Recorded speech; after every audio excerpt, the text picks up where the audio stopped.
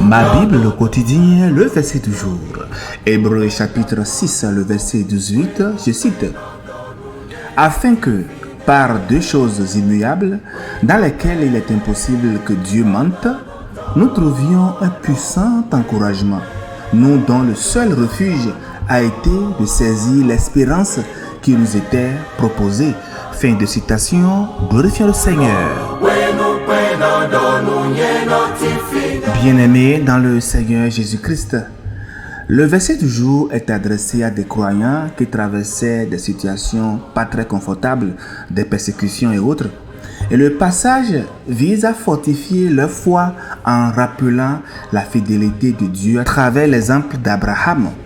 Il est dit dans le verset 13-14 que lorsque Dieu fit la promesse à Abraham, ne pouvant jurer par un plus grand que lui, il jura par lui-même et dit « Certainement, je te bénirai et je multiplierai ta postérité. » Dieu a fait donc une promesse à Abraham, mais il a aussi juré par lui-même pour la confirmer. Notez bien, promesse et juré par lui-même.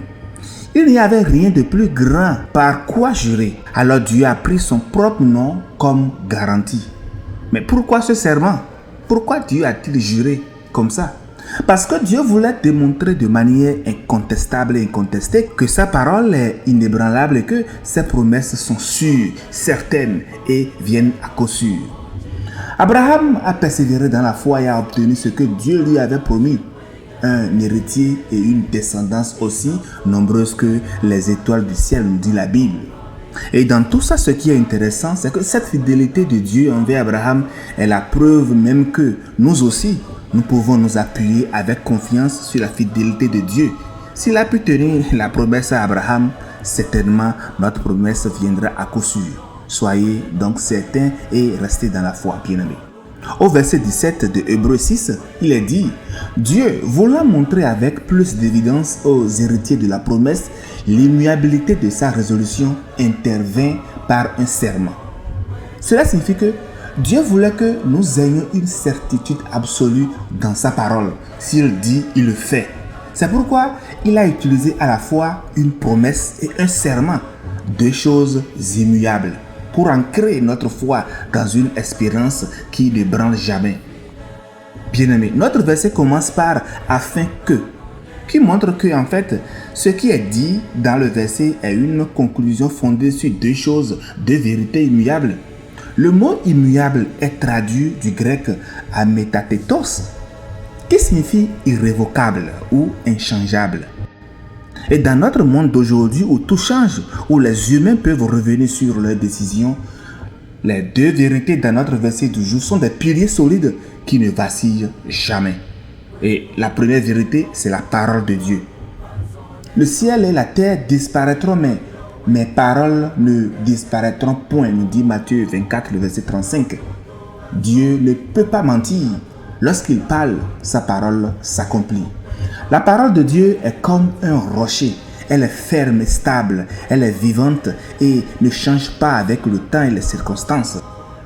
Si Dieu vous a fait une promesse, ne doutez pas, ça va s'accomplir certainement parce que la nature de Dieu même est vérité. La deuxième chose immuable, c'est bien le sang de Jésus. Le sang de Jésus est l'accomplissement parfait du plan de salut de Dieu depuis la Genèse jusqu'à l'Apocalypse. Quand Adam et Ève ont chuté, Dieu a versé le sang d'un animal innocent pour couvrir leur honte. Genèse 3, le verset 21. Et dans Exode 12, le verset 13, le sang de l'agneau sans tache sur les portes des maisons d'Israël a protégé le peuple de Dieu de la mort lors de la Pâque. Et dans Apocalypse 12, le verset 11, les croyants vaincront Satan par le sang de l'agneau. Alléluia. Bien-aimés, le sang de Jésus est un symbole éternel de rédemption, de protection, de victoire pour nous. Nous avons été rachetés par le sang précieux de Christ comme un agneau sans défaut et sans tache, nous dit 1 Pierre 1, le verset 18-19.